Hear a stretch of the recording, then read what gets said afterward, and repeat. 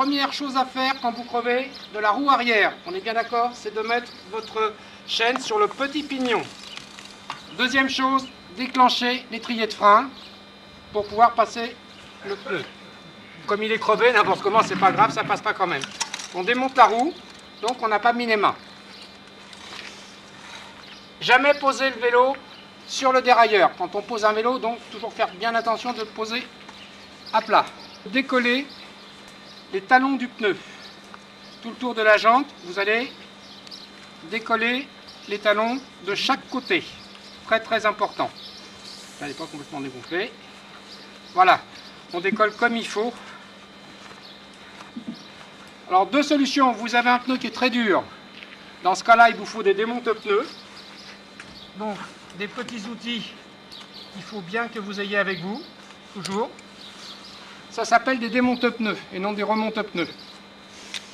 Donc une fois que vous avez bien décollé les talons du pneu, il faut faire descendre les deux talons dans le fond de jante.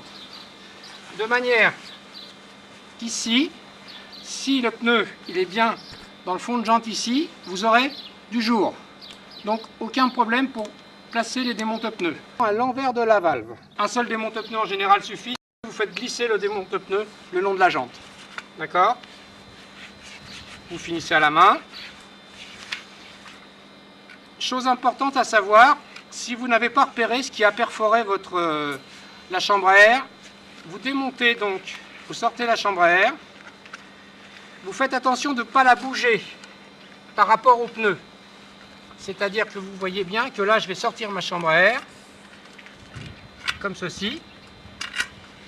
Et après, je vais donc gonfler ma chambre à air en la laissant sur le pneu. Quand je vais gonfler, ok, là où ça fuit, comme je n'ai pas déplacé la chambre à air par rapport au pneu, je vais pouvoir, si ma fuite est là, je dois trouver la chose qui a perforé de ce côté-là. Quand vous ne trouvez pas tout de suite ce qui a perforé donc votre chambre à air. L'autre solution est aussi de passer sa main bien à l'intérieur. Aïe! Donc j'ai trouvé. Ils ne sont pas toujours. D'accord? Attention, des petits morceaux de verre, ça coupe, c'est pas évident. Hein. À la fin, je vous conseille aussi, c'est de contrôler par-dessus, parce qu'il peut y avoir des petits silex que vous allez pouvoir voir ici et pas forcément toucher à l'intérieur.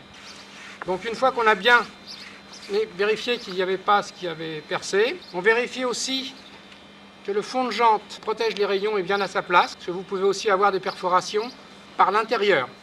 Hein, c'est-à-dire qu'un fond de jante qui n'est pas bien à sa place. Le remontage. Vous gonflez légèrement votre chambre à air.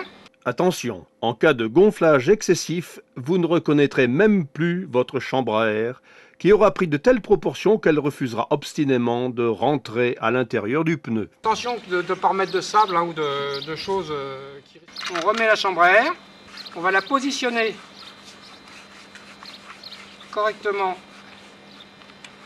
sur la jante et à l'intérieur du pneu, et on va remonter le pneu en partant à l'envers de la valve. Ok? Et là, à la main, quand vous avez des pneus qui sont relativement souples, là, ça devient dur. Pourquoi? Parce que je n'ai pas pincé le pneu pour le descendre dans le fond de jante. Vous voyez, je fais descendre en appuyant, et là, quand je vais arriver là, il se monte tout seul. Très important, ne jamais oublier de repousser avec la valve la chambre à air, de manière à ne pas obtenir une hernie à ce niveau-là.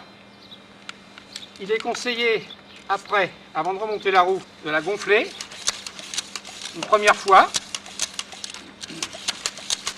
de faire tourner sa roue et de vérifier qu'il n'y a pas de saut, de manière que le pneu est bien à sa place dans la jante. Après, vous prenez votre vélo. Comme vous avez pris soin de positionner le dérailleur, il suffit simplement de repositionner la chaîne sur le petit pignon, ce qu'on a fait au départ, voilà, et de placer la roue à sa place. Bien sûr, on n'oubliera pas de resserrer l'étrier de frein avant de terminer le gonflage.